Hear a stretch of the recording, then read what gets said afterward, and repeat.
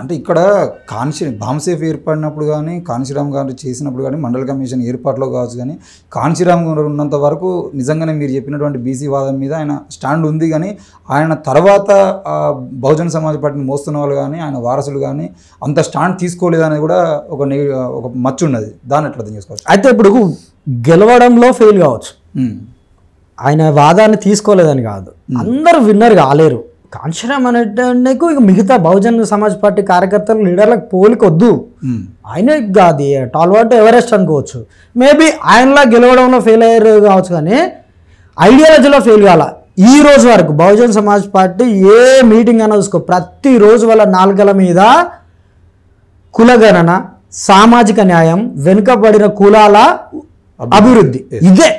నువ్వు ఏ పార్టీ ఇట్లా మాట్లాడేది, నువ్వు ఏ బహుజన సమాజ్ పార్టీ కార్యకర్తను కేరళ నుంచి అంటే కన్యాకుమారి నుంచి కాశ్మీర్, పోర్బందర్ నుంచి అరుణాచల్ ప్రదేశ్ ప్రతిరోజు నిద్రలో కూడా ఇదే మాట్లాడతారు.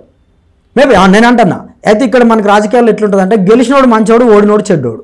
మేబీ అట్లా ఇప్పుడు కాంశీరామ్ ఆయన గెలిచిండు కాబట్టి ఆయన మంచోడు అయ్యిండు, మేము గెలవలేకపోతున్నాం. అంటే ఇప్పటి పరిస్థితుల్లో ఆయన విజయాలు, కాంశీరామ్ అంతటి గొప్ప విజయాలని ఇప్పుడున్న నాయకులు తీసుకురాలేకపోవడం వల్ల నెగిటివ్ అయ్యారు తప్పితే వాళ్ళు మాట్లాడట్లేదనే కానే కాదు. మాయావతి గారు గవర్నమెంట్లో ఉన్నప్పుడు భాగీదార్ అని భవన్ పెట్టారు. భాగీదార్ అంటే బీసీని ఉద్దేశించి ఫ్రీ కోచింగ్, మన సివిల్స్ నుంచి ఇంకా గ్రౌండ్లో ప్రిపేర్ అయ్యే వాళ్ళకు ఆవిడ వర్క్ చేసి చూపించారు. ఇప్పుడు చెప్పిన కదా, మా దరిద్రం ఏంటంటే ప్రచారంలో మేము వెనుకబడి ఉన్నాం.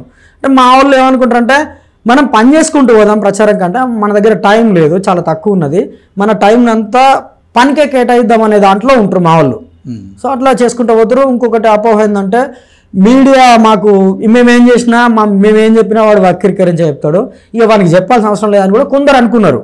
అట్లా మేము పోవట్లేదు. కానీ ఇది పర్టికులర్గా ప్రతి బహుజన సమాజ్ పార్టీ కార్యకర్తకు ఉన్నది. నిన్న మొన్నటి వరకు దీని పార్టీలోనే ఒక బీసీ వింగ్ పెట్టి మేము ఆంధ్రప్రదేశ్ రాష్ట్రంలో నిన్న మధ్య నేను ఈ సంవత్సరం వర్క్ చెప్తాను, ఇంకా గతంలో బంద్ చేద్దాం. సంవత్సరం వర్క్లా రమణ గారు ఉన్నారు దాని కన్వీనర్గా. కులగణన గురించి 175 అసెంబ్లీ నియోజకవర్గాలు ఆంధ్రప్రదేశ్లో ఒక సంవత్సరం పాటు వాళ్ళు మీటింగ్ పెట్టని రోజు లేదు, ధర్నా అయిన రోజు లేదు.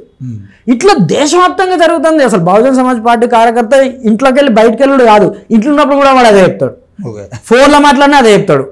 ఈవెన్ వాడు ఇంకెవరితో చుట్టాలు ఇంటికి పోయినా పెళ్లికి పోయినా కూడా వాళ్ళతో ఇదే చెప్తాడు. మీరు ఎక్కడైనా కూడా అబ్జర్వ్ చేయరు, కంప్లీట్ ఐడియాలజీ తోటి వాళ్ళు ఎప్పుడు ఇదే పనులు ఉంటారు.